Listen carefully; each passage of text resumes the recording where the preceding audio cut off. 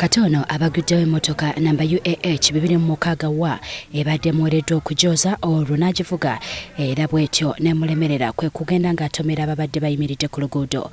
Embeera ebadde nzibu nnyo nga bano bayambibwa okuva mu mmotoka eno oluvanyuma lw'akabenje kano enkya ya leero wali ku luguudo Kimathi wakati mu kibuga Kampala.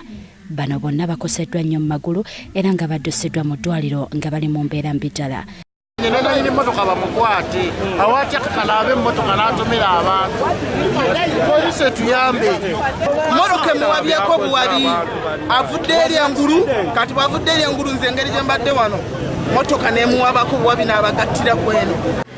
Kato mu kiseera kino ali mu nkomyo ng'omusirikale wa poliisi w'enguudo bw'annyonnyola.